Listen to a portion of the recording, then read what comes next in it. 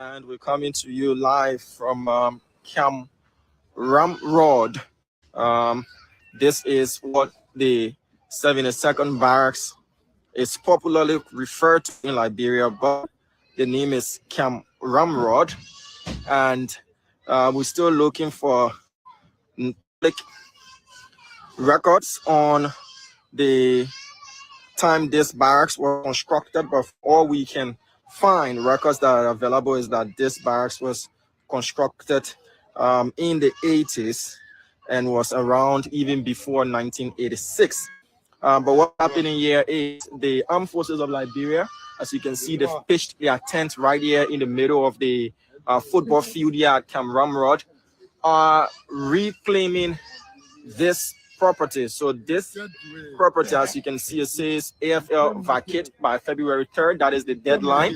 And many of the residents that we try to speak to have declined to speak on camera. But as you can see, people are removing their personal effects, their personal belongings. The barbed wire fence has been rolled all about, and we will be having discussions with those who are willing to speak. But for more information, majority of the folks here are moving out. Majority of the folks are moving out, and I'll speak to one gentleman who doesn't want to be on camera, but he was going to speak to us. So, Chief, how are you? No, I don't want to speak. Okay, he doesn't want to speak, but he's going to serve as my tour guide because all of the folks here have refused speaking to the press. They've said that they are complying, they are removing their personal belongings, and we'll be showing you the extent of where this barracks, covers. So we will be showing you all around, but the AFL has given the 3rd of February to have this entire place, evacuated. So we'll be going to where the entire back covers, the entire stretch. As you can see, people have put out their effects, their furnitures. We see trucks in and out. Those who put iron bars, they're removing them because from what we gathered, this place really became inhabited in the 1998, 99s, thereabout. And many people brought their own personal belongings to make these houses, hospitable for them to be able to live in. So some of them are removing those items as well. We're going to where the property covers, the entire area where this property covers as well. So we see the houses are marked. That is house number 87. That is house number 86. As you can see, people have their dishes, covers, the rest of the things out, and they are heading out. So the armed forces of Liberia came here some 2.5 weeks ago and told the residents that they will have to evacuate, that the AFL is going to take back their barracks.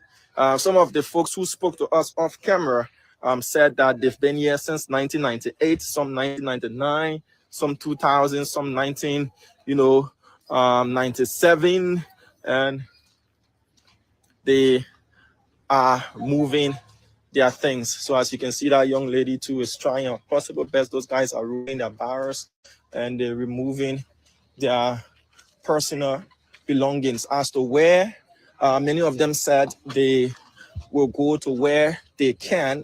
Talking about school, kids in school, they have to find a new school or maintain the schools that they're currently in. But this is what is happening. This entire place, as you can see, the folks largely have been compliant. That is what we were told by some of the community leaders, that they have been compliant. They tried to appeal. Their appeals didn't get the desired result, so they are moving out. So if you know, this place is the 72nd Barracks, but the official name is Camp Ramrod. So people are moving out of this place. So all of these houses were built for armed forces personnel, right? So yes, you can see some of these structures were later constructed, like what you're seeing here. But these are the original structures of the barracks. So these houses with these Colombo are the original structures of the barracks. So we'll just be showing you the extent for which the land covers and the army reclaiming their property. So where you see the barbed wire, that is the demarcation, and it goes all the way on the main road and all the way towards the road leading towards red light. So we'll see if we can go to that far end. But the reason we're not speaking to people, everybody said they do not want to speak as of now because their community leaders told them not to speak to the press, to be on camera. But those who spoke off camera have said that yes, they're moving their things. So these houses do not fall within the demarcation. They don't. Where the barbed wire is, everything else inside falls within the Armed Forces of Liberia property. So it cuts across to that end, to that far end. We can park there and go outside, right? All right, yeah. Whatever. We're in Beijing, but barbed wire down there. Yeah, Okay, that pass. So I just want to show them the demarcation. So you can see all there where the barbed wire is, the demarcation. And so if your house falls within the barbed wire fence, that is AFL property. So there are a lot of houses here. And there seems to be a lot of construction work that will be carried out to. This is house number 78, 79.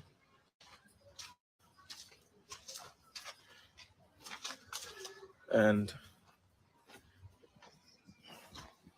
so these houses beyond the fence, the barbed wire fence, do not fall in the classification as AFL property. But all these houses here. This is the back. This is the back.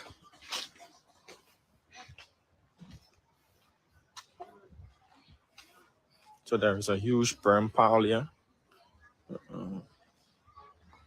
Similar where they used to dump the garbage.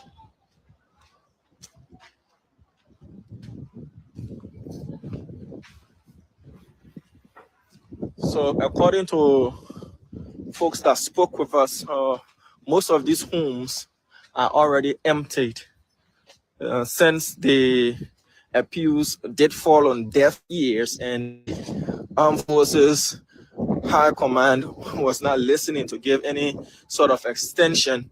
And the Armed Forces then started to roll up the barbed wire fence, demarcating their property. People then sensed that, they were serious, and some of them started leaving. So what we've been told is that at least a good 50% of those occupying homes within this barracks community have already left. Some of them are still moving out. As you can see, personal belongings are out there, but there are also commercial buildings, that are within the parameter of the Armed Forces property. Like this place, this clearly was a shop. It has been demolished. This, I don't need to be told from the color, this was a Forex Bureau. Yeah, from the blue color there, this demolished structure was a Forex Bureau. And the longer people lived here, they started putting up their own structures as well, aside from the barrack structure that you see there. This was not an original barrack structure. This church was added on. So it's also going to go. And if you're passing along this road, there's the 72nd road, you will see the barbed wire fence stretching all through. So this was a bureau where we're standing in the debris now. This was a Forex Bureau. Who demolished this? The people themselves? Okay, so our tour guide says the people themselves took out their personal belongings and demolished the place. So all this were shops, right? Yeah, shop. They were all shops. All these places were shops built within the barracks land. So we want to, pas bien, hein? Yeah, là, pas bien. So we pass at the back of these shops that are already partially demolished, de-roofed as well. And with the growing number of personnel of the armed forces of Liberia and the fact that they too need accommodation, that's one of the reasons, according to sources that have spoken to us, that the armed forces is reclaiming this place, and their plan is to recondition, because most of these buildings are either dilapidated to a large extent.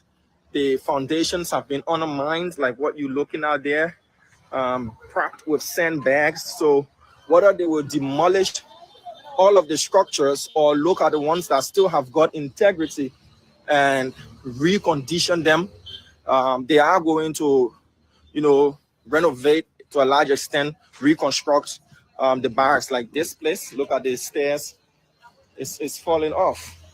So to get this house to be reconditioned, it's going to take a lot. Like here, you can see all of the erosion. You can see the foundation. It has been eroded to a large extent. So all of these were commercial structures. You can see the men in a red car, yeah, no, chilling. They were in the Timen Center, in the Timen Center, but it's gone now.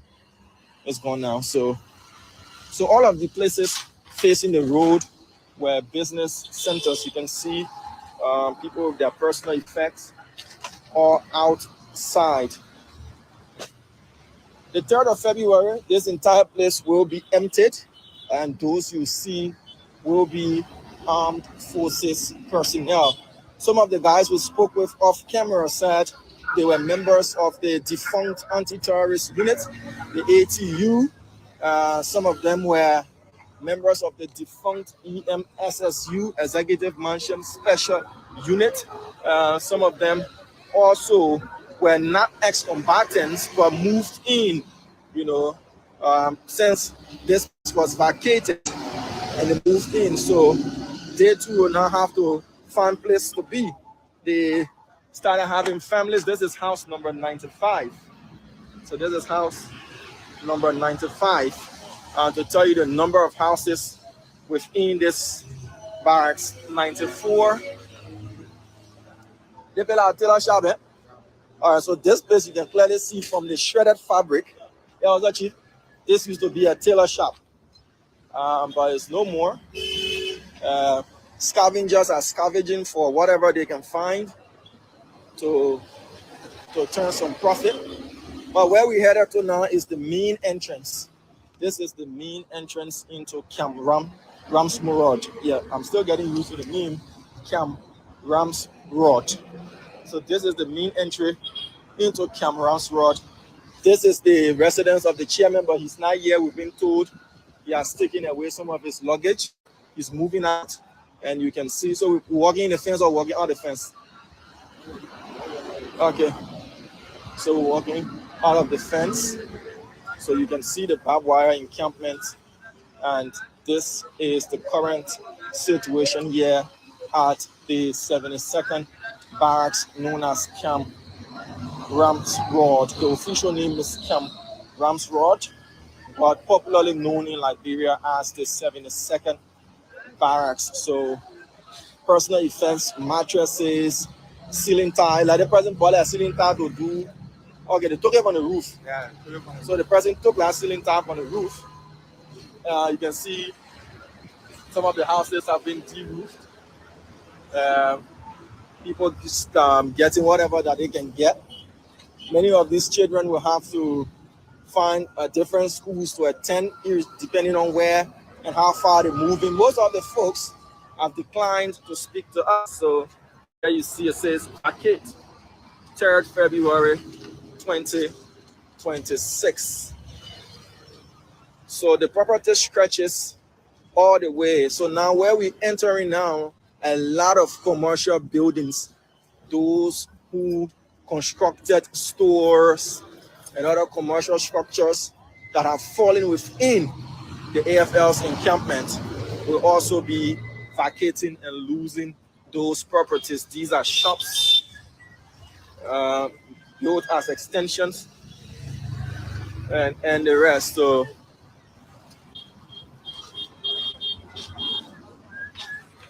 oh yeah, wow. Pharmacies, fashion shops, all of these have been captured in as part of the AFL's property. So this would have been a road leading to that place. It's been blocked by double barbed wire fences. So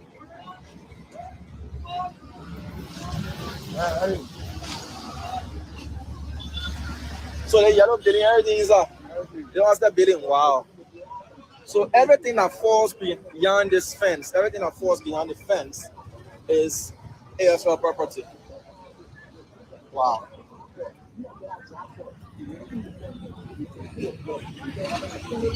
So we're now almost at the end of the 72nd Boulevard. So we're coming back. We're coming back. I'm coming back, Jana. So how are you? You want to talk to all? All right. So the shop owners, you want to talk? I'm coming. So let's see if we can speak to this fellow. So we inside the property. Excuse me. We have to move away from the generator small. Let's move away from the generator small. So all these shops, all of these shops, all fall within the AFL property. Yeah, how are you? What's your name? Your name? Mose, why your issue? Yeah, go ahead, Mose. Hold it. Oh, Mose, figure. Yeah, hold it like that. Donna. Yeah. Uh-huh.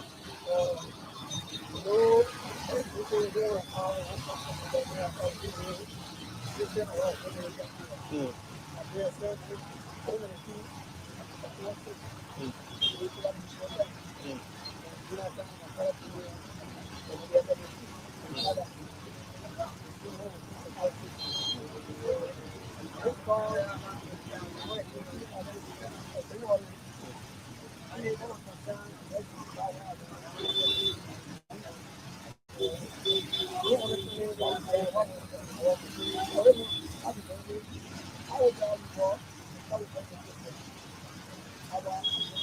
All right. So Moses, you get any legal claim to the play?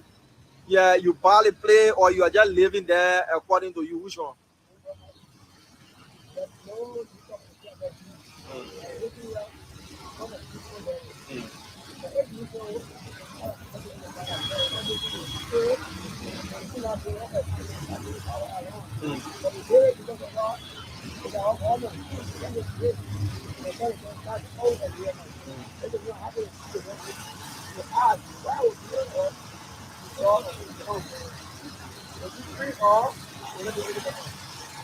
All right, so this is what I'll do for you, Moses. I'll direct you to the right place, eh? So speak to the Ministry of Defense representative that on the field. They will better speak to that. I'm not a spokesperson for AFL. They haven't told us what kind of compensation will be given, whether any will be given or whatsoever. All we know is that they're claiming their property. Yeah. So you can just talk to them. All right. So Moses is concerned about what compensation he will be given. So all of these are commercial buildings. They are shops. As you can see, taxes are being brought in to haul away all of the belongings from the goods from these shops. All of these places. This is going towards red light. All of these places fall within the AFL property. So as you can see, the barbed wire cuts across all the way. What's the new other documents on that?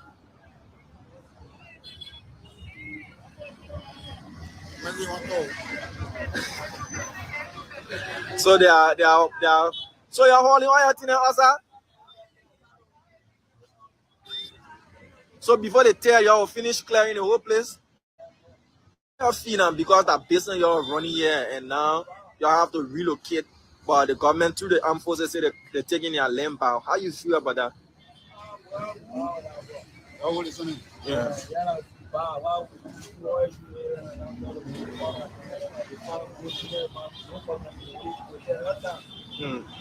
But y'all paying rent for the place?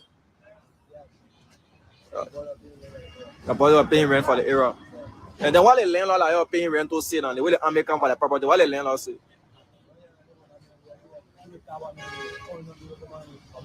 All right. All right, thank you, yeah? All right, so for them, relocating is not the thing, but how do they get used to the new communities and new places they will have to go and do their business? But as you can see, all of these places were commercialized, turned into stores and commercial hubs, and people pay their rent to purported land owners. But now, the real land owner, being the armed forces of Liberia, have come to collect their property.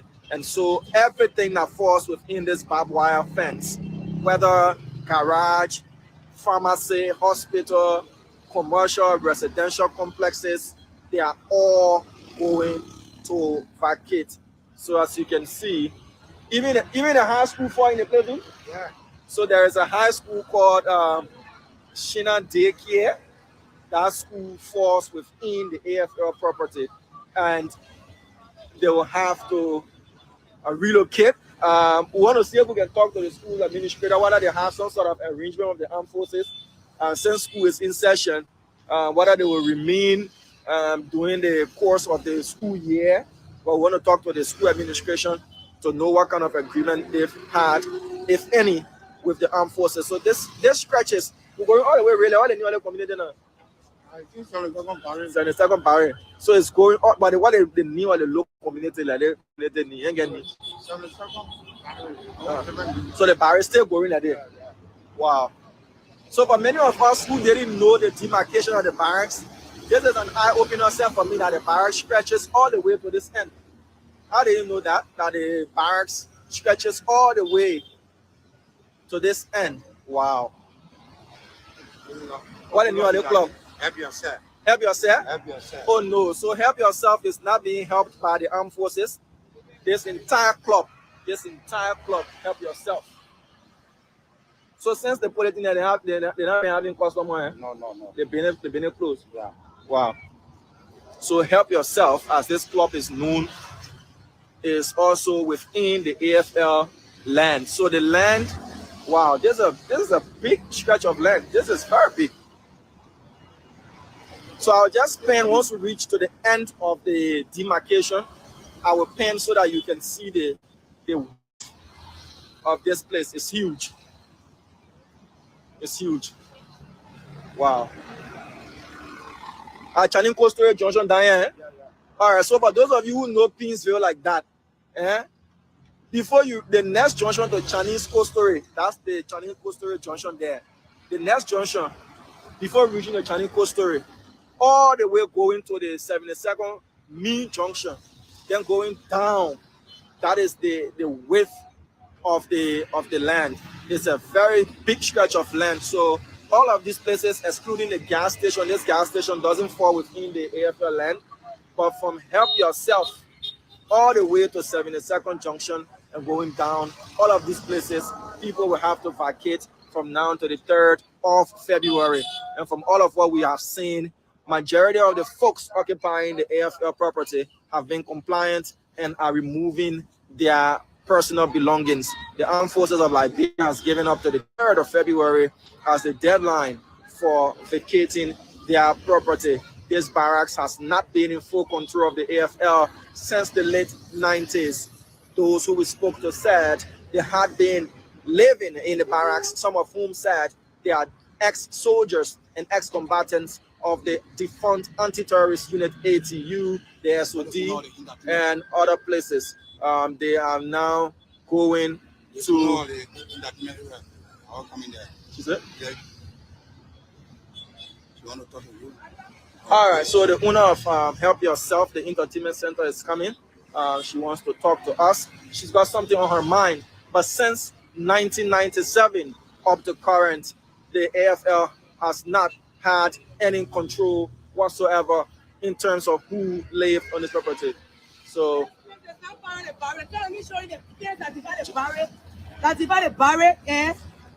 so you're saying you're paying No, it's not part of it. I'll show you the demarcation. So have you contacted the AFL now to tell them that your place in the but first introduce yourself to us, please. I'm Frances Mosse. Yeah. CEO for Help Yourself. Yeah, Francis, what's on your mind? What's they place? They people been here from the 70s. Mm. They people been here from the 70s. They got leave. Mm. We don't use the places from the people. I the CEO for Help Yourself. Okay. I spent over 500,000 for this discussion. And this the place where people are got leave for the place from the 70s. The other 95 years of protection there. They got deep for the place. So let me show you the boundary between the barrier and the people that got property. So are they taking any legal steps since they have Yes, since they say they have claims? Yes. They got a deal to take away the court. How long has you been in court? We sue, but they are now received refuse the rate. So let me show you the boundary between we and AFL. AFL refuse the rate. So the way you're saying your issue now, your vacate the 3rd of February, according to the mandate. For me, I get 500,000 investment here. They're not possible. Come, I will tell you. And that's the demarcation. There's a place between we and the valley. But every is claiming this place, they see this place is a front view. They need a place. And people being here, every year 1985. Every year 1985. Then people being here on the 70s. Let me see the place. There's a place between we and the valley. You see the valley was inside. There's a place. There's a wall that divided property and the valley. You go down some, you see the fence going all the way down. That's small, you can see the fence going all the way down. Let the fence going all the way down. All the way down. That place, and let's go back up. Let me show you where the AFL, the boundary air for up there. So you're saying that you people have filed a case, but you haven't had any response from the armed forces of Liberia, and now they're saying the 3rd. Another one against us. When was the last time? The other people to the court now as I talk to you. They went to check for justice of Friday. They could send another. So is there a stay order, a rate of prohibition for them to stop what they're doing? Yesterday, day before yesterday, when I was meet anybody, they said nobody to the office or receive anything. Nobody at which office now? Ministry of Defense? Defense. The boundary, they pass the power at the end of the boundary. They are claiming the place to be the front. They say this place is the front view. We cannot live within here. We can cover them up. So that's that. But now when they take the front view and drop it like that, they're going to take for the coming down, it's coming Friday. So go out for the property. But I just listen it. So you are a third party, Yeah, third party. but you are affected by the action. You see my injustice, you see the problem. I hope this.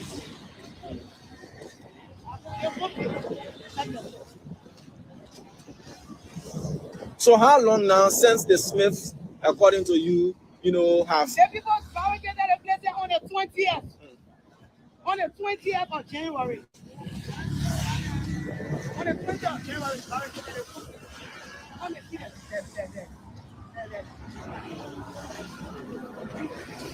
The people came up on the 70th. The barrier met the people on this. The barrier met the people here. So since the 20th, have you been able to open your business? I've never been able to open my business. And you see the national fair is not easy. You'll see that 3 armed men sitting right here. I'm raw AK. So that means you have been losing as a business owner. But I'm a taxpayer.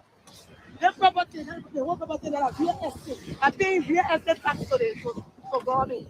I'm paying business registration, everything I'm doing. No, can't even take it to the first one. So she is the owner of Help Yourself Entertainment Center, saying that this other portion that has been barricaded by the barbed wire of the armed forces, the complaint is it doesn't fall within the property limit of the armed forces. So according to her, this property is allegedly owned by the Smiths, and they have filed for a writ of prohibition against the armed forces eviction and subsequent, claiming of this property. Again, that is a totally legal matter. But for those within the encampment of the barracks and properties that are undisputed, the armed forces have given them up to the 3rd of February. For her, she has said since the 20th of January, she's been unable to open a business.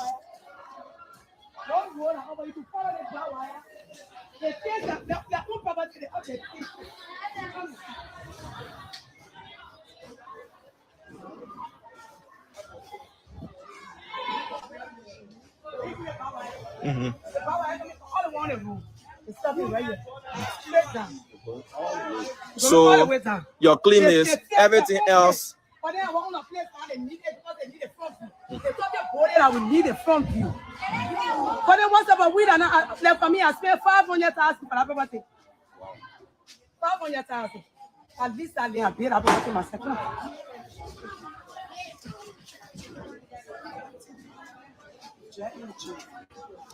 Jedu, you buy the property too. So you're saying they play to them part of the bar? Alright. So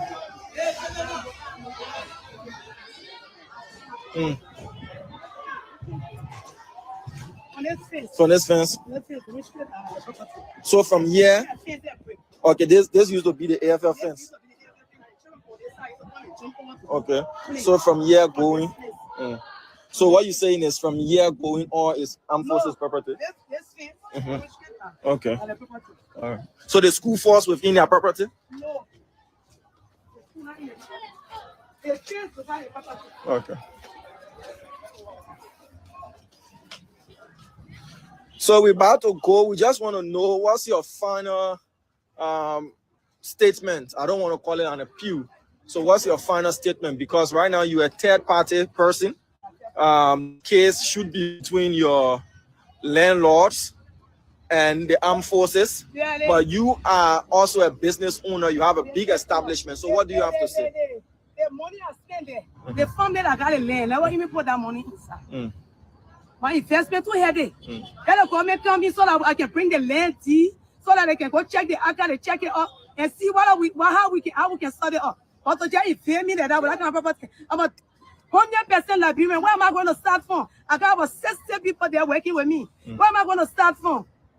A business woman, I can go anywhere and establish anything. But at least 1%. But you just come in 14 days, you have to go about surpass all the days they've been dropping letter in that barrel. They are never come on this side to drop anything. But only for them to tell now, all right, we want a fund now. But then you get a way that you can say, you see the house. 1960 now. Yeah. This upstairs building. The upstairs building, 1960 now. So you said before we go that this property allegedly belongs to the Smith family. Yeah, that's true that these people are registered Smith. This man, I know his last name, the other woman there. There are 1, 2, 3. So there are 4 families. Yeah, 4 different people that. Yeah, and they all know one another. The year I carry you in that way, you want to go see the demarcation. There's a puppet there. In 94 years old, he lied and he able to work. He said the AFL almost screen your father to him. When they came in the barrel in 1985, that where the people used to draw water from, the soldier. And the soldier even married 3 of his daughters. They had married 3 of his daughters. Because they were almost like neighbors. So that people get shipping and then they started friendship. They had met them here. They came with Camp Rainbow. Yeah. Camp where the Americans used to set that they were the hard base. Since everything was. But then they feed the American feet. There where the army was. So when they Camp Rainbow left 1979 to 1981, not too good. So after those cease power, after he took power in 1985, he told the AFL to move here in 1985. That's the time the AFL moved. But you see the AFL structure up on the road to the front on the side, seeing that. That's their front view. But the criminals they start to be there, they start to want the whole place. They cannot live with surveillance around it. That's a process. That's a way to come in. Come. We know we are government, we got tea. You can look into it, go in the archive, look into it, surveyor. Then we sit down and discuss. All right, that place I am from, people, we need it. You can live for the army. Y'all can come here and say, I'm a businesswoman, I can find another place. But see my investment, I just spent 2 years on it. 2 years. That's the first place I'll end it. Help yourself. So you relocated to a bigger spot. Travel, all means, okay, now how I relocated. Did you see the name of the help yourself? There where I was. But I don't know that all the traveling that I will drop something here for them continue on. I can go to another place. I will go down and go in there. That place, I follow with that place. I don't want to be the building, to store building, everything. Wow. The people just had a house there and a store. The store now, the store, the people that got the property, the state. They built a store 1980. 1980, so they almost tell me the store older than you. They found it because we can always talk. They almost say the store. So are they coming, as you said, to, because this is a big matter from all of what you said. Are they coming to? The key, the barricade, the place on the 20th, and the bar, which is one of the oldest sons in the marine. So you have to ask for excuse. So you be able to go to, so you'll be on Friday. So lastly, we're not treating all red at all. So lastly, before we go, you said there are others at the court right now trying to get a rate of prohibition. Yeah, no, who are those? We did it yesterday. Day before yesterday. Day before yesterday, the Supreme Court came on a prohibition to go to Saturday. When I go Saturday, we get another around 2:45. They said nobody was in office. We went there yesterday around 8. We remain there up to 2. Nobody want the whole letter. You got a copy of that letter, that rate of prohibition, so you can send it to me on WhatsApp. Yes, so I got it. Okay.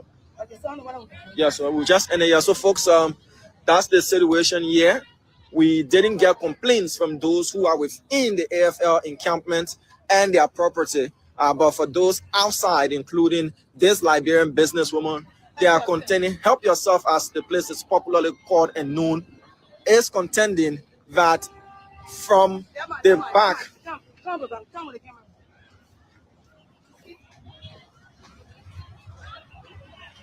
All the people.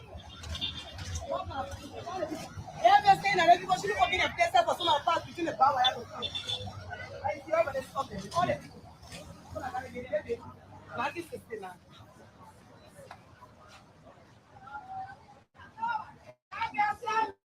they're saying that they want a phone. They can't live with us. We want a phone to get a way that they can come in. Okay, ma. Thank you. So we'll be following up on this process. We'll get the rate. Anything they want to, the soldier call anything to connect all our land. But then when they came, when anything said all right, but then they started checking. But then they say, who's seeing no power tech? Because the people so long they recharge, they wanted to cut the land. They said, but they don't carry you. They went for my land there. They saw the land, but then they asked, and they never my machine. They saw 3 days later.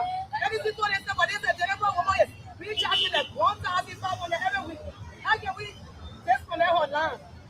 She was super for it because she got 3 days later. And I got more than 12 AC in that baby. I can recharge more than 1,500 every week. Anything don't get them, they don't want you to. She really is taking last year, so let's get this for now. They don't need nothing like power there. So we are just starting our AFL for people on the other side. But I couldn't take the picture because they will not be fun. All right. So we'll follow up on that. You'll serve us, you'll give us a copy of the rate, the petition to pray for a rate of prohibition, and we'll see if there's a rate, and then what will be done. We'll follow up with the AFL High Command at the Ministry of National Defense to see what is happening, because at the end of the day, the 3rd of February is just here. We're talking just a number of days from now, and all of this will be. Our lawmaker in the district, 1 minute, please talk about the life. We still up for. I expect them to come in to ask us for our. And you say you got tea for that place. Don't bring the tea. Photocopy or it because you know we're not giving our original tea. Get the photocopy to follow up to the anchor. Then you know what to say. All right. Whenever it's safe that the beer need a phone, then you can come in with compensation. But not to get in there or say that. I spend all of money on it. Instead of never coming to say anything. We'll contact the representative.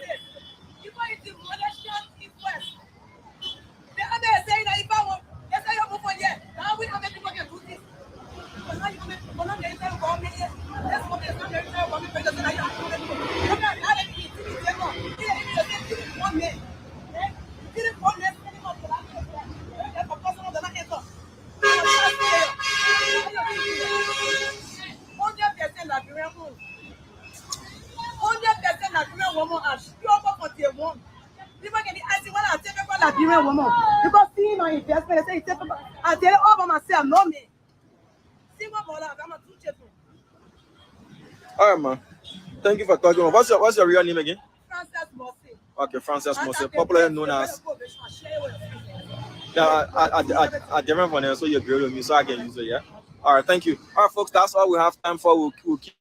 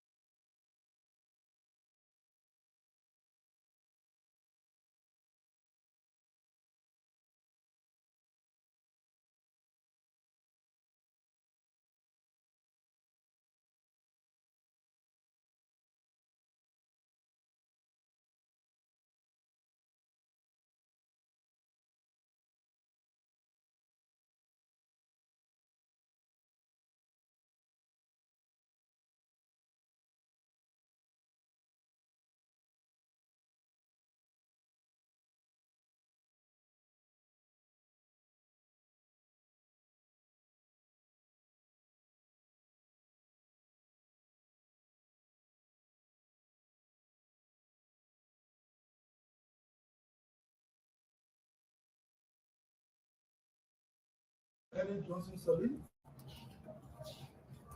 When I was here in my first team, we started the Monrovia Harper Highway.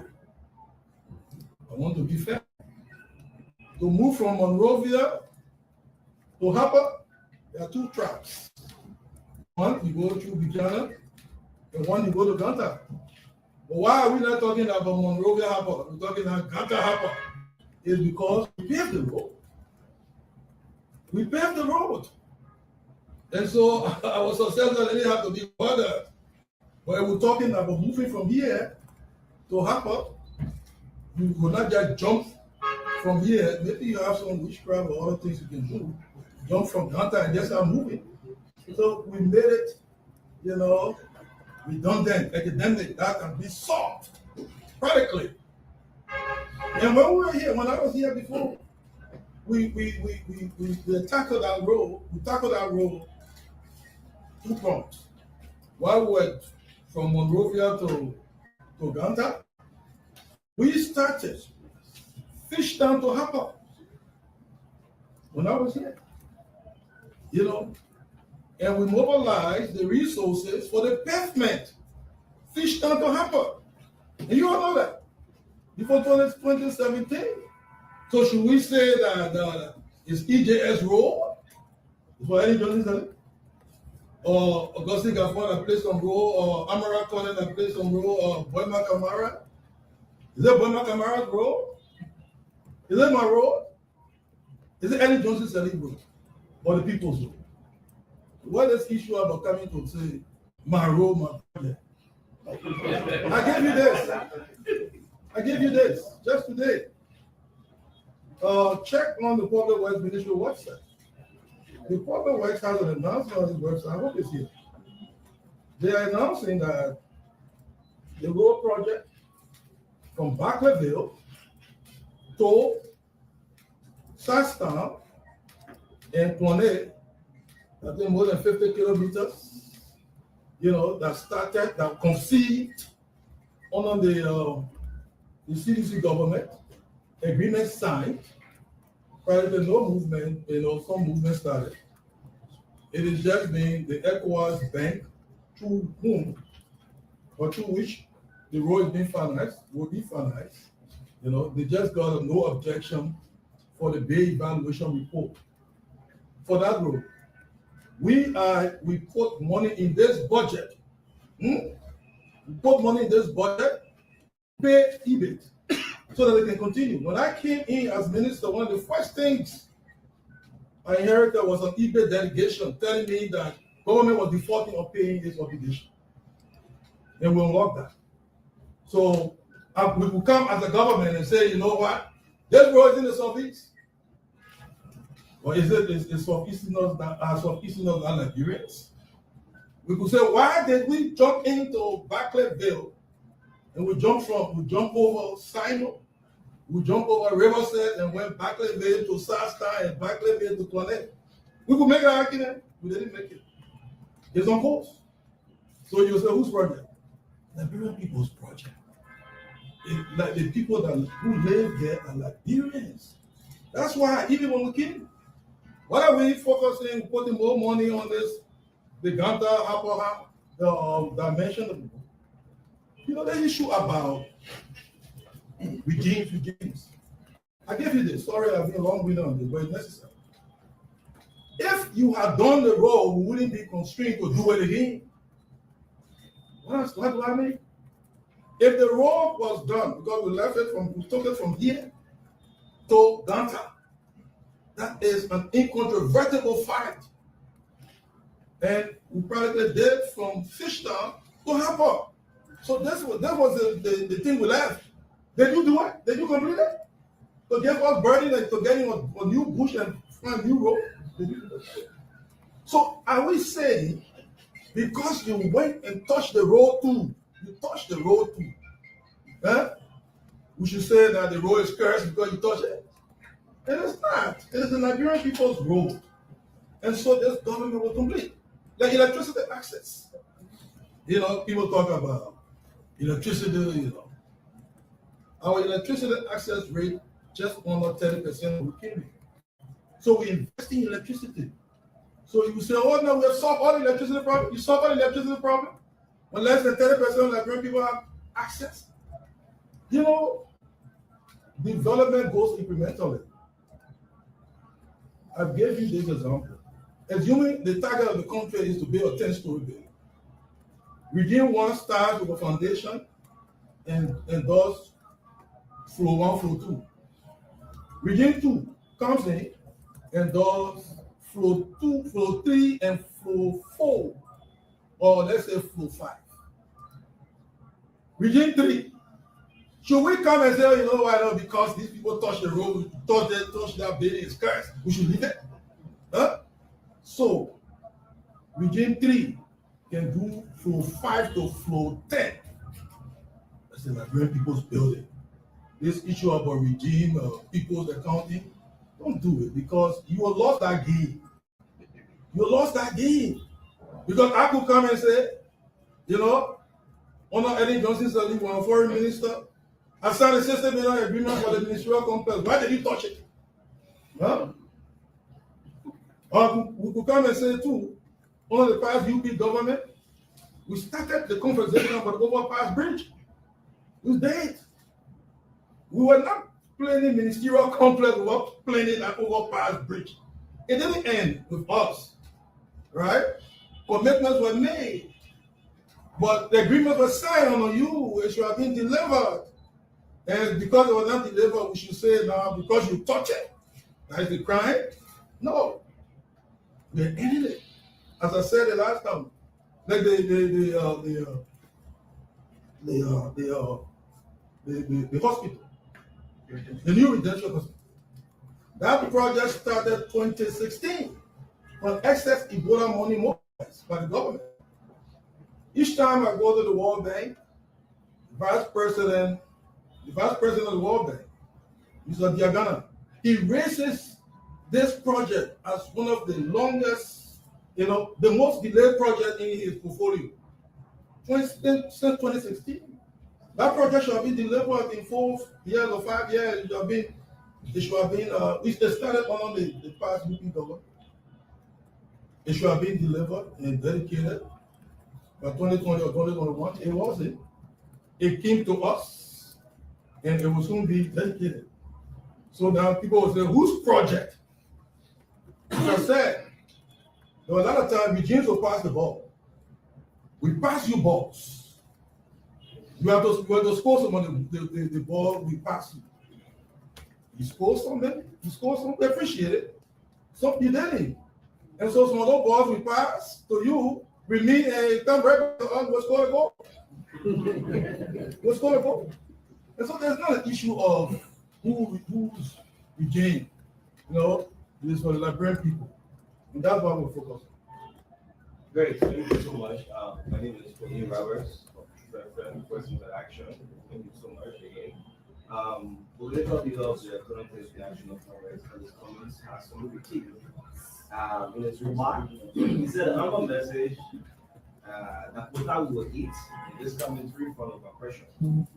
If that quota will eat, suggesting that all of the road projects along don't address the immediate bread and butter concern of ordinary Nigeria. At the same time, he called for improved farm to market roads. In your own words, how do you respond to this? I follow the prayer, but sometimes I get very busy. And so I will read it down. Sorry for that. I read it down that the Honorable Alexander Benedict Cummings ready made that comment. I will read it down. It's not that I don't trust you, but sometimes, I read it down because to say to the Liberian people, a quota will eat, I want to see that in text. Look, when we did a consultation for the formulation of the arrest agenda all across the country, countrywide consultation, and we're asking the Liberian people for the topmost, their number one priority, we went all across, including Maryland County, including Maryland County. And you know what people said? The top priority, road dominated everything. For number 2, there was competition between education and health. If the people in Bobolu City hear this, no, I don't think that statement was made. If the people in Lofa, I was just there, you go and talk to the people from city to city, from Salaye to Zozo, to Konya, to Vonderman, to Kulahun, to Foya, to Baum, you ask them, it's the road. The road. And the best form of the road is quota. And to trivialize, to devalue, and disregard the people's priority. I don't think that statement was made. I really doubt it. And to say that a quota will eat. Let me say this. People talk about the bread and butter business. That's why I just never have this engagement. How do you address the bread and butter issue? Road connectivity is critical to the bread and butter question. I just gave you this ABC example. And I'll repeat, it's an ABC example. It's an ABC example. Think about the road you heard last year that NTA buses were moving from here to Harper, right? NTA buses moved from here to Vonjima in the rainy season. The road, part of the road from here to Harper paved, some not paved, but it's improved as a result. People used to spend 1 week sometimes passing through Africa. Do you know the cost of travel to the southeast? Time is money. If you are a contractor working for little wages and you are traveling to your parents in Maryland, and you have to take 1 week, you know the cost to you. So the money now, because you can go in a day, the money you have saved, the money now, because of lower MTA buses going there, the money you have saved, you know what you're going to do with it? You're going to buy bread and butter. You're going to buy bread, more bread and more butter.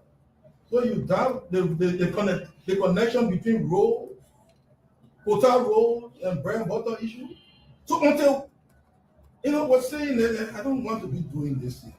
So until we buy bread, first of all, loaves of bread, and then butter, then we establish a ministry of bread and butter, then we're having a bread and butter issue.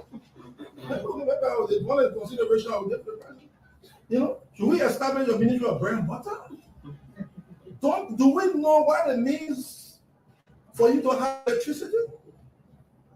You know, let me give you this. Because of the improved road condition between here and the southeast, more farmers brought their goods to market.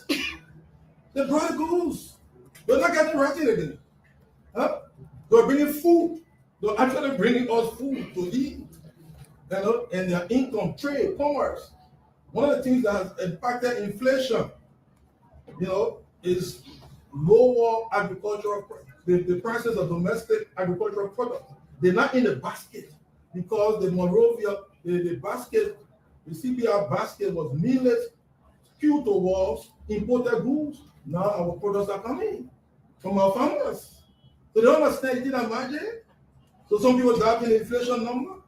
So all these things connect. So, you know, I respect the Honorable Alexander B. Cummings. We cross paths in a lot of professional ways. The political space, the political leader, I respect all political leaders, and I respect all the comments. But roads remain the topmost priority, and we invest in those things. Because when we invest in all those things, the convergence of the investment impact is that they address the very important issue. Thank you. Minister of Labour, I'm Patrick for in his third annual message to members of the People Legislature, the President Walker announced that the government created 70,000 short and medium-term jobs. The critics doubt that number. Not only did they doubt it, they did the claim. How do you respond to that? Well, you are used to critics doubting things you put out there. In 2024, when we put out the $880 million budget, the critics doubted. Go back to your clips. They didn't think it was possible. You remember that? And last year, when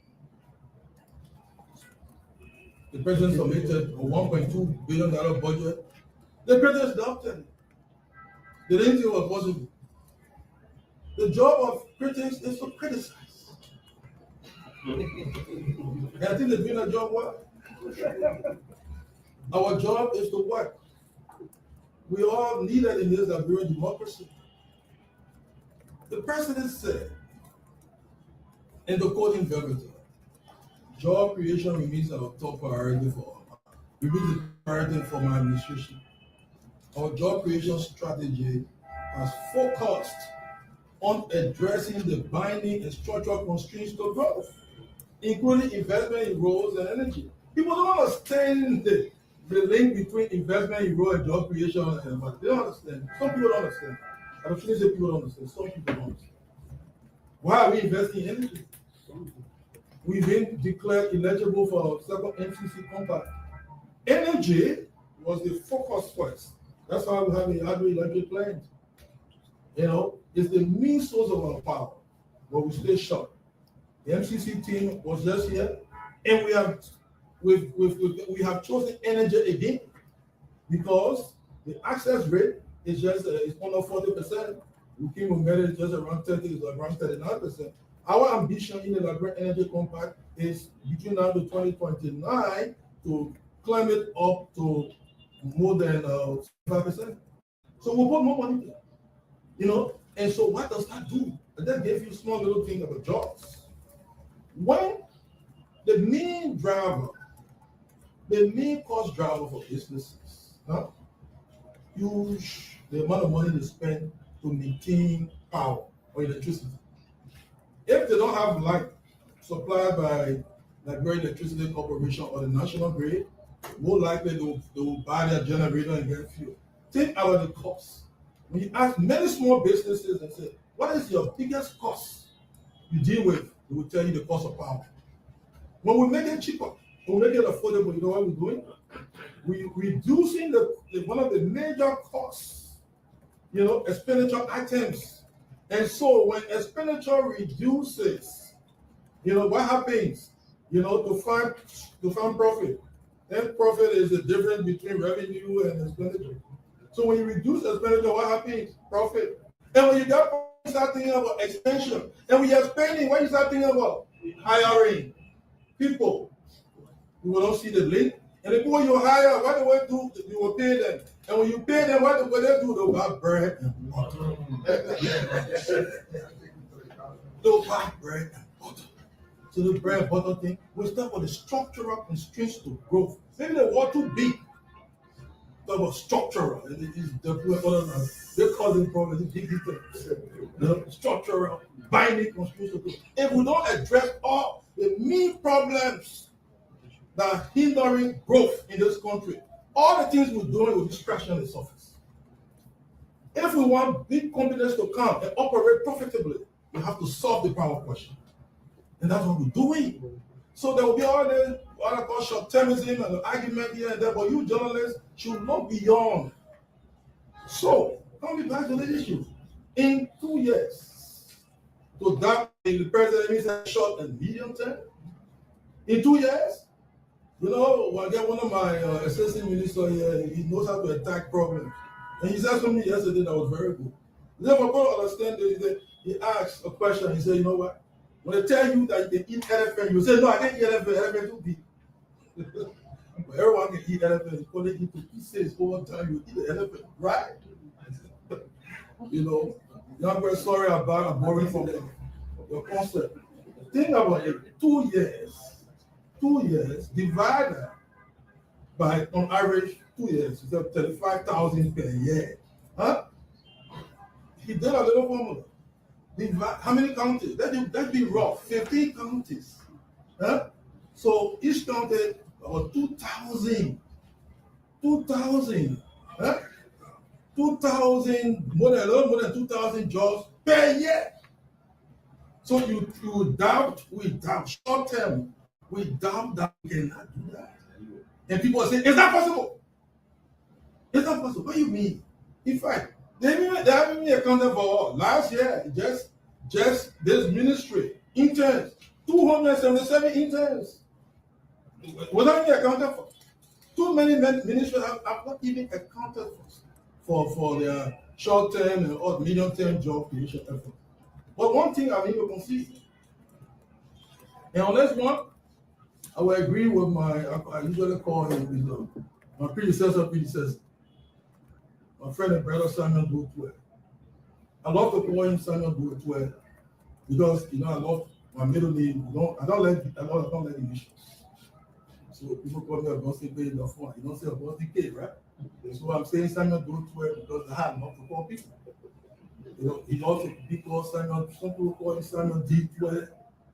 From our early days, I call him Samuel Boutwell. He knows that. So for you guys that be confused, let me give you this example. He said something in an interview that I agree with. And when they asked him about job creation during his era, he put his hand out. He was very honest about that.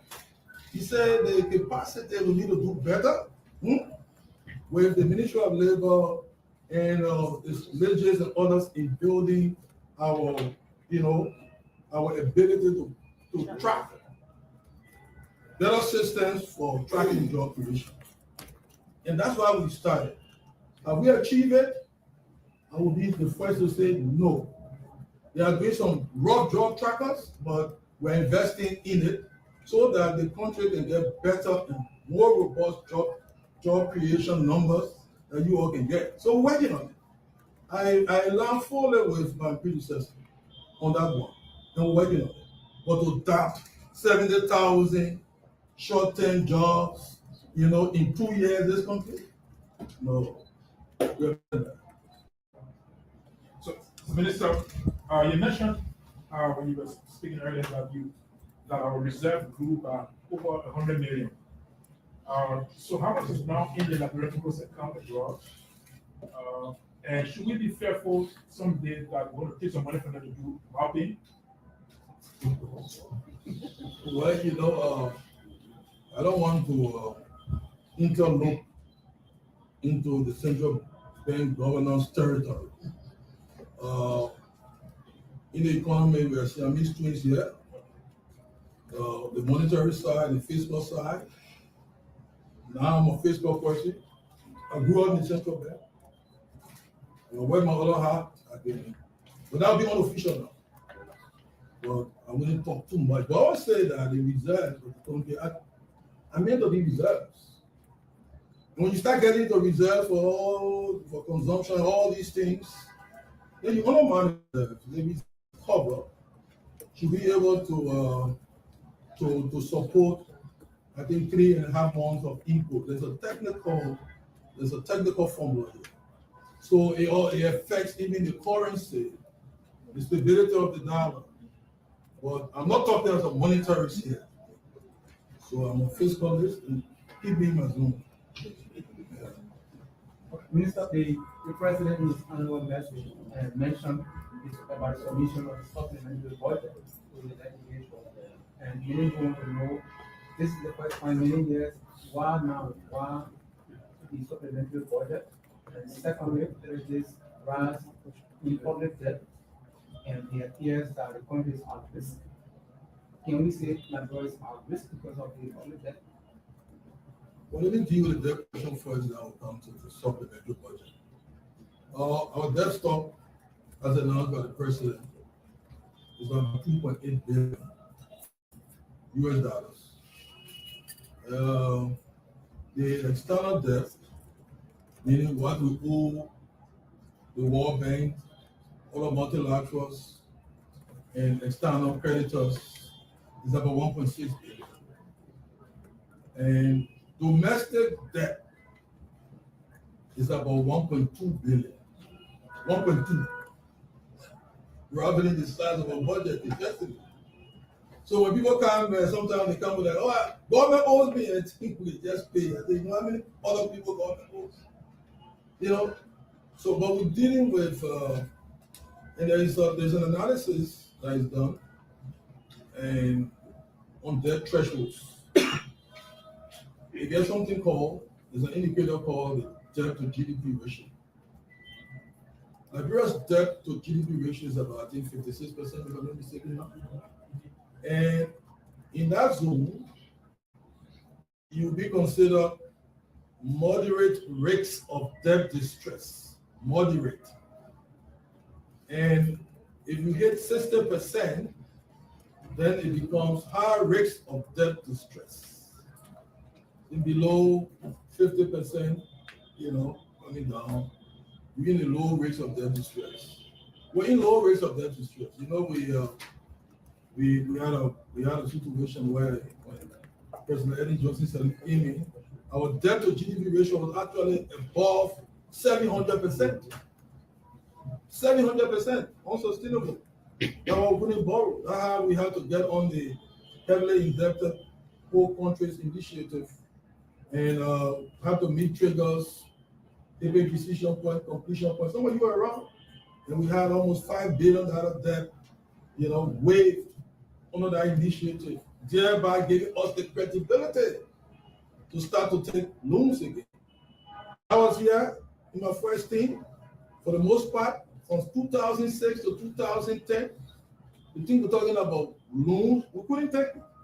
We ran a cash-based balanced budget because Nigeria had lost its credibility. So we had to restore it. That is being restored. We've been taking financing. And Sorry, because this is an engagement. Sometimes we want to be able to educate. Debt on its own is not bad. Debt is neutral. It depends on the purpose for which, on which you are using the debt. Because many of you here wanting to build or to expand businesses, you think about going and take loan. Technically, you want to go take debt. You can go to a bank, they gave you, the loan. Depending on how you use it, the loan you take will make you richer. But if you and use it, it will make you poorer. It will even make you to get into, it will jail you. So debt is neutral. It's how you use it. So when you have a debt, don't just have this, as I said, we shouldn't demonize debt. Debt is neutral because that's why there's some debt you must take, especially when the debt is going for development. Because there's some analysis we do, we talk about the economic rates of return. If it's going to help you more to expand GDP, I usually talk about this little math. Debt to GDP ratio is one main indicator people look at. So if you take debt, and as a result, the economy expands. When the economy expands, it means GDP expands. So the debt to GDP ratio is a quotient. Yeah, you get a numerator, you get a denominator. If you take, assuming you take plus 5 debt on the numerator, and because of plus 5, the denominator is going to increase by plus 10. So the net effect, the quotient is going to reduce because the bottom there, the GDP has increased. So that debt helps you to even bring down the debt to GDP ratio. So it can just be, demonize debt. Debt is neutral. And that's why we're implementing something called a prudent debt management strategy. There are a lot of technical analysis that is done here to ensure that we'll be in limits. You asked another question about supplementary budget. Okay. For us to even be talking about supplementary budget today, at this point, I just want to rewind us to last year, around, let's say, March, April, and you all were carrying some stuff. Go and check yours and check your clips. The doomsday prophets were prophesying that the sky was about to collapse. When you say pull out, we had a major shock, second largest donor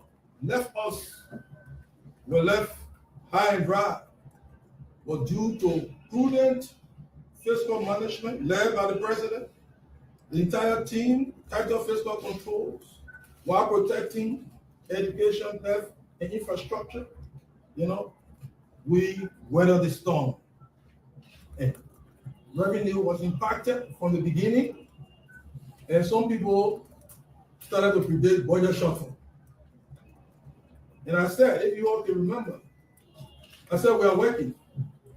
And we are working tooth and nail, and by the grace of God, we will succeed. And because I used the word God, for some people that was a crime. And they started calling me prayer bank economist. And I said, I like that name because after I started in prayer bank. To be fair, I'll give you guys the story, true story. Everything I do, I put to God. So if people are godless, they don't talk God, but they love US dollars on which it is stated in power trust. So we work hard and we pray to God. And we ended in a difficult year. We hit target. We got a little surplus. And we're confirming there are some delayed payments, that from 2025 that are coming in, and we'll submit a supplementary budget. Instead of recast. Supplementary budget. We're going to supplement the $1.2 billion budget adopted. So, in God we trust. Yeah. Thank you.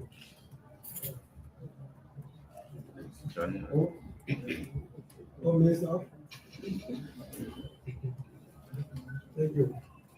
I'm concerned about the grandmother issue. And I'll come to the real grandmother issue, which is rights. Okay.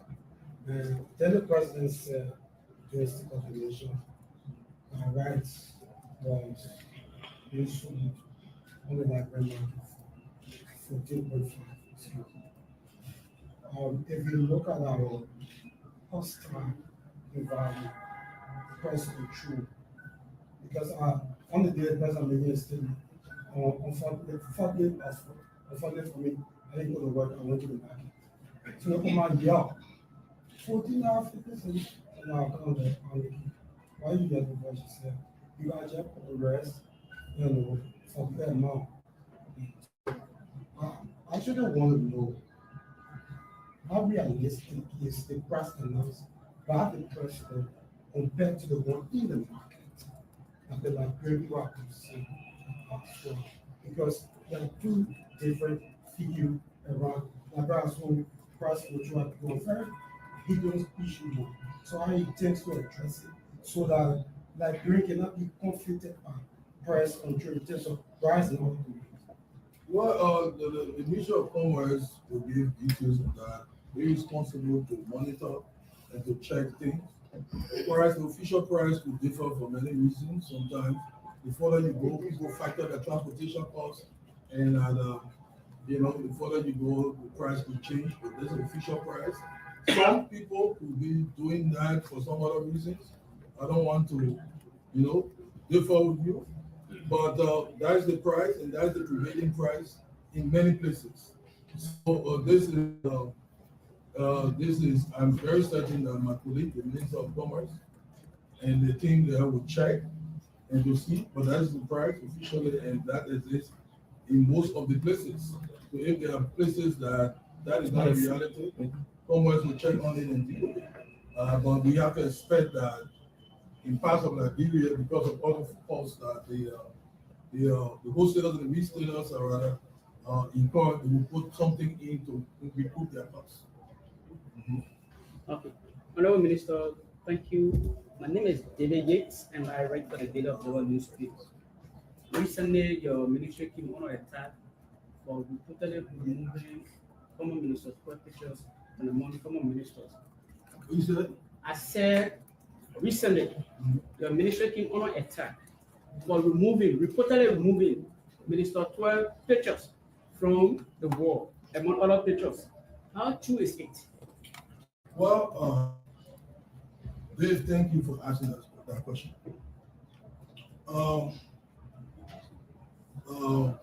This is a tour that I will have a common history. We shall respect.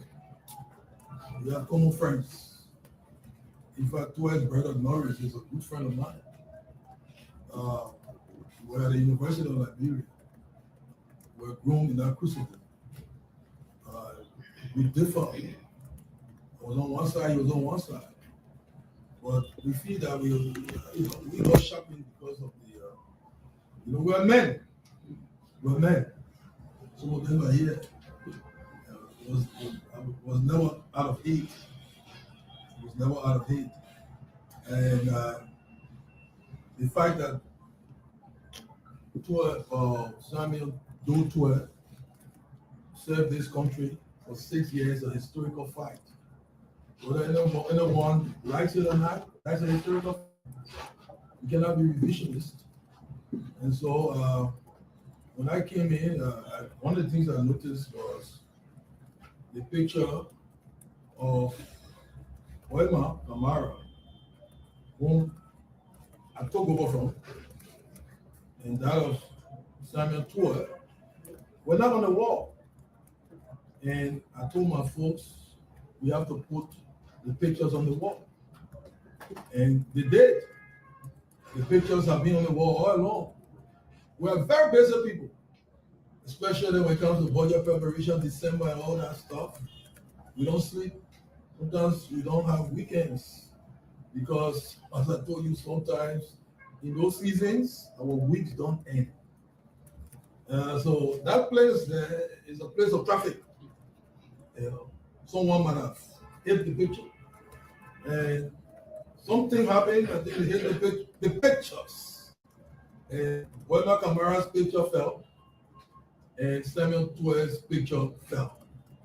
Two pictures fell. And our folks, while they were trying to working on stuff, making sure that, we get a stronger frame and doing that stuff, someone went and noticed that the pictures were not on the wall. And the road. And I really appreciated that they even brought it to our attention, to be frank. The only thing is that they started to, impute motive. The motive, thinking that, outrage, that Mr. 12 and a made statement. And I know 12 said they didn't believe that.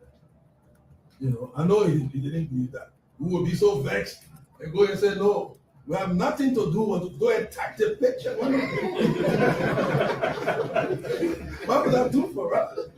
And then they started talking about, and nobody talked about Wema. Wema picture fell. Wema is at one there, doing well for this country. But in all that stuff, is that Wema was not a former minister. Wema picture fell. Where did Wema? No one talk about Wema. Oh, the Wema picture fell too. And so when we noticed it, immediately we instructed, and the picture went up. The pictures are up. So there was no motive. No motive. It was regrettable. And I said again, it's a historical fact. Samuel Tue served this country for 6 years as Minister of Finance, and no one can blot it out of history. Thank you. My name is Prince Sa, and I report for the newspaper.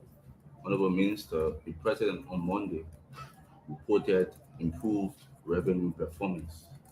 What are the main drivers of this growth, and how sustainable is it?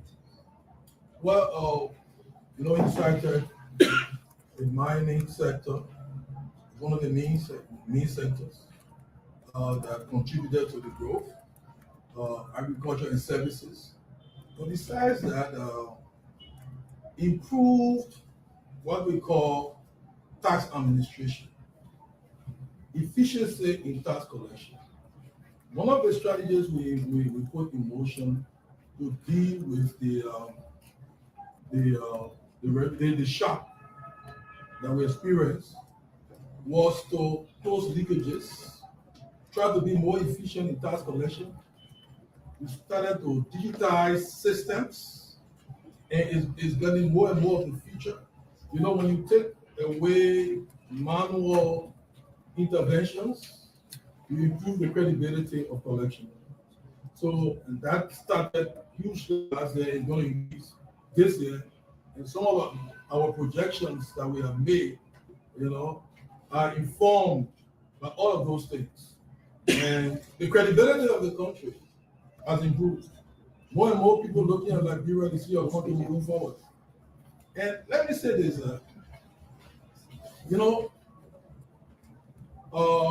maybe I'll say at the end. Let me keep it at the end. So we are working with all the revenue generating entities. We have empowered them in the budget. We're taxing them to do more. And we have regular meetings with the LRA and other revenue generators. Mr. Golo is here, working under Mr. Myers, but he's the point man responsible for tax policy. They work, and sometimes days, they don't sleep. So one of the reasons why we could achieve that is because days, Golo, many persons, Double Jara, the team at LRA, many of us don't sleep. Because they don't sleep, that bureau can sleep. I say, and that it's in strategy, strong team, and I like the coordination between all the managers of the economy. Central Bank is doing its part, working in coordination with us, and we are backstopping each other. And so it's that synergy that is helping the entire economy. Minister, there are some Nigerians who are still skeptical about implementing its policies, especially things containing the arrested and nothing goes to the What do you see? Well, you know, sometimes it's good to have skeptics, right? Skeptics are not bad. They help you too. They keep you on your feet. So that's why we do not fault anyone for criticizing. Sometimes the criticism will be fair, sometimes it'll be unfair, but they can criticize. We learn from it. We did not come here, the president doesn't say, and we at the Ministry of Finance, we're not paragons. You know, we are humans and we listen. We every day trying to improve. Is that humility, you know, a professionalism that we have adopted. We don't say that anything said outside there is nothing but verbiage. We listen. My team, we're always in a situation room, and we're concerned. That's why we have even put right down there near the elevator. We have suggestion boxes. You know, we listen to people, and some of the things. Sometimes we take cue from some of the things some writers. You know, our Facebookers. You know, we have Facebook economists. They give you some good ideas. You know, yes, we take, we share, we react. So we're not vexed with what people say. Sometimes it will be fair, sometimes it will be unfair. But let them continue. It helps our democratic credentials. Yeah. Thank you, Minister. I'm Nelson Colero. I have two concerns, and the first one has to do with how current the salaries of civil servants are. I remember we had series of engagements here last year, and you emphasized that salaries are current across the country, across the different sectors. But then at the last part of 2025, in December, I remember specifically, there were concerns, especially from the legislature, that some of the staffers didn't get the salaries. I remember they even had some sort of protest or whatever at some point. What can you say about that with respect to the currency of the salary? Then my second question, quickly, has to do with the everyday activities of the average Liberian citizen. I don't know if this has come to the attention of those controlling the fiscal and monetary policy of the country, but whenever an average Liberian takes, for example, he wants $5 worth of electricity. You take Liberian dollars to the vendor or whatever, you are asked to add extra amount. Given the current rate, you add extra amount, maybe sometimes $150 or $100 extra. In the case of the scratch cards, if you want to buy a scratch card, you have to add extra amount despite you having the actual value of the $1 or whatever in Liberian dollars. What can you say about that? Has that also come to the attention of the ministry? Well, you know, that tells you some realities that the Ministry of Commerce and the government will have to deal with. People who take advantage of situations, and you are in the press, you are partners in progress, and price stability is merely a function of central bank. On the fiscal side, we support that, and the Ministry of Commerce monitors. So largely that shouldn't happen, but I think that there will be actions through effective monitoring so that our people are not taken advantage of. In the market, there could be wholesome people performing wholesomely, and there could be people with unwholesome intentions that may do things against policy. So government will have to continually monitor and make sure his intentions are not being deviated from in the field. So I'm very certain that some of our colleagues from the Ministry of Commerce are listening, and there is a call to all of them. We are the Ministry of Finance. Sometimes we get some issues and we transmit it to them, and other sector leaders to take some actions. And that's what we are doing and will do. And then the first question on the salary issue. Well, the salary. Oh, Okay, on the salary issue, you know, we've been largely correct with salary payments, and we're serious about that. You know, one of the things that we are dealing with is more and more people are being migrated on the payroll. More than 3,000 volunteer teachers, health workers have come. And you see, there was an argument, even in the budget process, why personnel costs went up. And I started to force personnel costs will go up. Government services are expanding. Even in this year's budget, we are taking up the pay burden of the workers at ELW Hospital, because that hospital was on the brink of closing because of financial difficulties. The president intervened and the government had to establish it. People say it's a private hospital, but given how critical it is to Monrovia and the urban population, we cannot sit idly by. So the government of the Republic of Liberia will start to bankroll the salaries of ELWA nurses and health workers there. So at the tail end of the year, some entities overshoot their personnel budget, some entities. And then we have to reconcile. And dealing with the tail end reality caused some issues. Some of them had to be supplemented. We have to take money from some other places to give to them in order for them to deal with the salary challenges. I don't want to go in details here because I'll be naming and shaming. So when all that will happen is that finance hasn't paid. But if you operate within the scope of your budget, it's not an issue. But some overstep. And then the CSA, you know, working with the CSA and others, you know, we have to solve the problem. Also, there was a migration problem. We're migrating to a new payment system where some of the people were getting Liberian dollars 100%. The new system requires, because we pay 70% US dollars, 30% Liberian dollars. And it was meant to give them hard currency instead of 100% Liberian dollars, where they are subjected to the exchange rates 100%. You know, now the new system to help them, you know, the 70% should be US dollars. Unfortunately, some of them, the time to establish the US dollar account took some time. And so in dealing with the situation, we did some emergency thing where we had to revert to Liberian dollars so that some people got paid.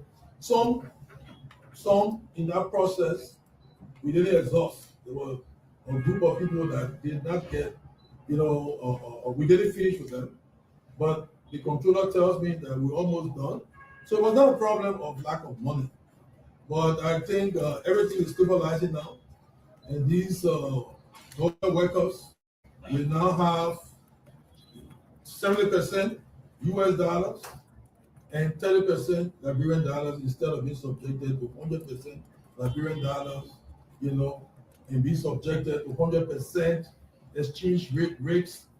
Although the rate has stabilized largely, thanks to what we're doing in conjunction with Central Bank, but we want to be able to have all government employees. We can have many persons getting 70% US dollars, 30% Liberian dollars, and then people in the education sector getting 100% Liberian dollars. So the intention was good. The implementation has been taking some time, but we are reached a point where we can say that it's almost finished. Just a quick follow-up. What is Liberia's current wage bill, and what's stopping us from using a single currency? Well, that single currency debate is a long debate.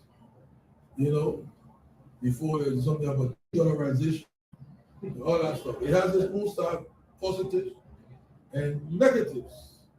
And one of the features here, people tell people that one of the things that when people are selling Liberia out there, they say we have dual currency.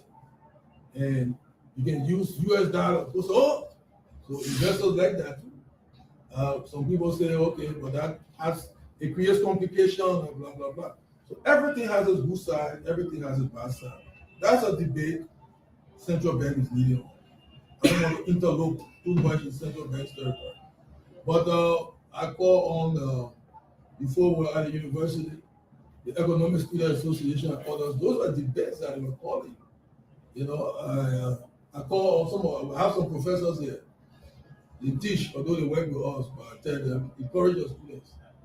These debates, it cannot just only be politics. You know, nowadays, we debate a lot of stuff.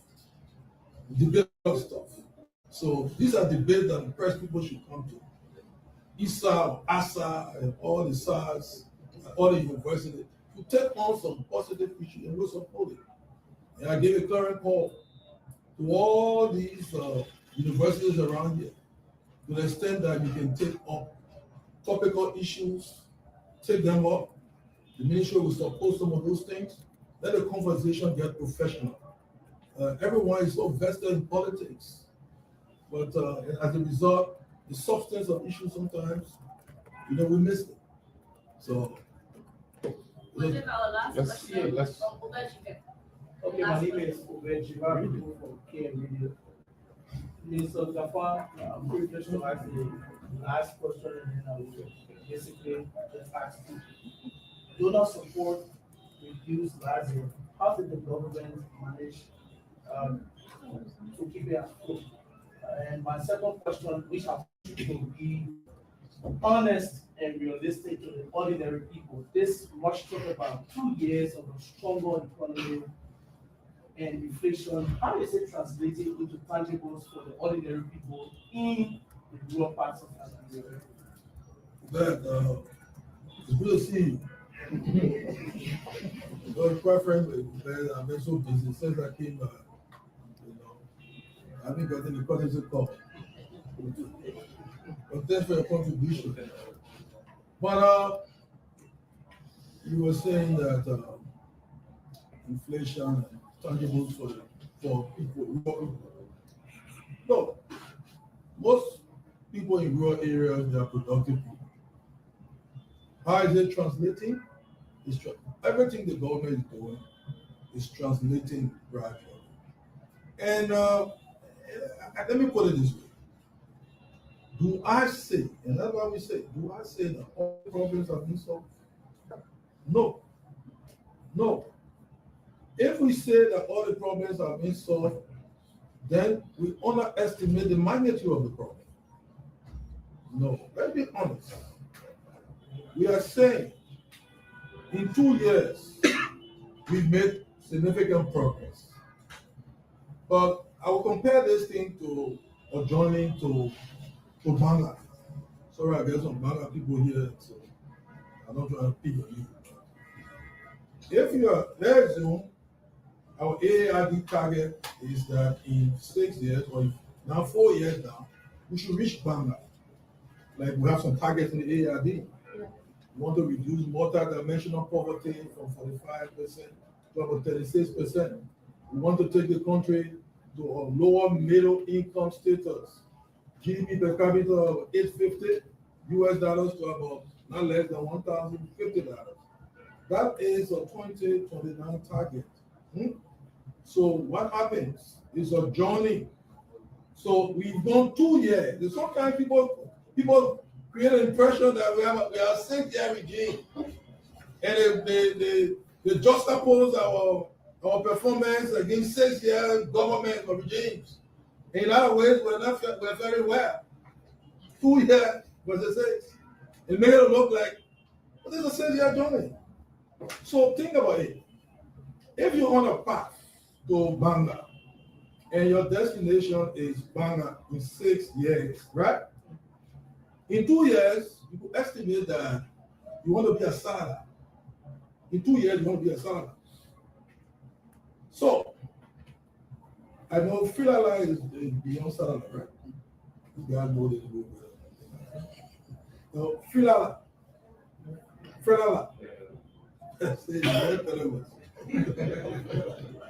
Huh? Okay. So I'll just make it an example. We are at Fredala. Although we wanted to be at Salada. But have we reached back? No. So we haven't reached Tonota yet. So the tractors will come and say, let me tell you the whole thing about critics and what have you. The journey we haven't traveled. They'll come and say you haven't reached that. But they need to reach, we have reached that. Huh?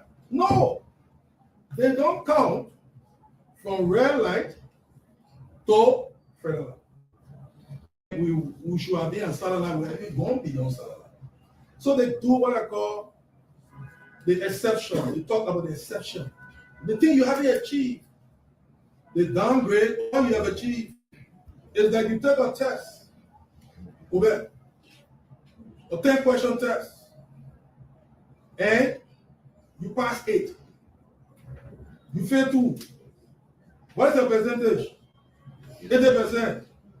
But you know, the critics, they know their job. And then they will zoom on the 2 you failed. And make it look like you have failed 8, you only pass 2. That's their job. And they're doing their job. It's like what John will say, we pass 8. So there will always be exceptions. There will always be things that we need to do better. That's why you guys are there for the press to say, oh, this other one has not happened. But we don't say we have reached destination. But one thing is clear, we're not realizing. Some will want to make it to feel that nothing has changed. The road to Ghana is a journey. It's a journey. It's a development journey. And anybody, you know, clear-eyed, full-throated way, go and look themselves in the mirror. God, look what you can lie to and say that no progress has been made in 2 years. Therefore, all the debates here. Go and look yourself in the mirror. You can get lie to the guy you see there. You can lie to that guy. Progress has been made. So you could pinpoint things. I will end on this note. You know, because you can zoom in on the negative and make it so large and make the exception to look at the reality. The first time I went to the US years back, you know, everybody would glamorize America, right? Somebody told me and said, I wouldn't call the city because of my friends that stayed in the city. Somewhere, they said, come and see America. I went to New York, I went places, Michigan, Minneapolis, you know, Chicago. I went to somewhere, someone said, come and see something. I went on a street and I saw dirt on the street. And I don't want to tell you the other thing I saw on that street. I took pictures. You know, then I came back to Nigeria. I could do something. I could go and take that picture of the dirt. Say, this is your America. But I will be unfair. Because I will be zooming on the negative. But I saw that street, but I also saw New York. I also saw Chicago. I also saw Minneapolis. So you want to find negative? You will find. The US we're talking about, it says the world best economy. Follow the news. You want to find negative? They are negative. Liberia, you want to find negative here? You'll find. The President Barker doesn't say that all of Liberia's problems have been solved. That's not what we claim. No. That's what I continue to say. Now, I don't know if you have any more questions. Yes. Okay. Because I continue to say that we are not where we want to be yet. But we are not where we were yesterday. Because today is better than yesterday. And tomorrow will be better than today. Honorable Minister, my name is Anthony Williams. I'm from State Radio. In President Boakai's Sona, he did mention the restoration of national infrastructure, including the laying out of major cities across the country. He also did mention the restoration of old structures, the buildings. He also did mention the relocation of the Palm Grove Cemetery. I'm more concerned about how we intend to finance these projects and sustainability and timely completion of them. Well, the budget process is dynamic. That's why, you know, you don't have a crystal ball to be able to predict all the things that will happen. So we also have partners that we're dealing with. We're dealing with partners, bilateral, multilateral. but the budget process can react to these things. The president made a commitment, and the commitment will be appropriately resourced. Yeah. So maybe, this was in the president's report. He said he talked about establishing a planning department, and we are concerned about that also because we have planning commission, also because we have planning Ministry of Finance, they have planning department, and also Liberians are concerned about the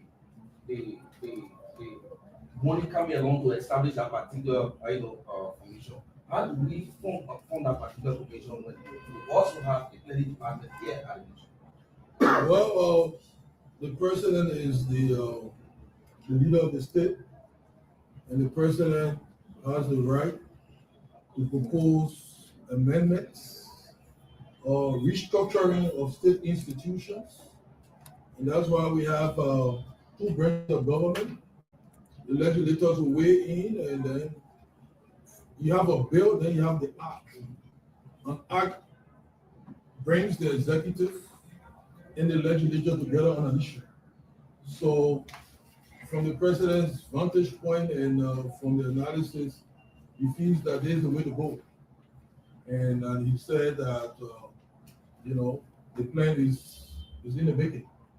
So, and when the legislature adopts, approves, it is the responsibility of the legislature working with us to fund entities that approve. So not only just be that, but other entities that have been approved to be funded. Yeah. Minister, the final question before the end of it. Following the live on Facebook, someone has raised the issue about agriculture. There is this issue that the Minister of Finance slashed the agricultural budget, and the government has placed premium on agriculture.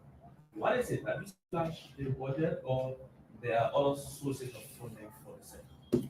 Well, let me explain this thing. The flow to a sector comes from two strings. The budget is one string. Development partners, support will mobilize. We have a whole aid management session here. She's our head for external resources. Aid management is one of our resources with us. We mobilize the money for all these projects.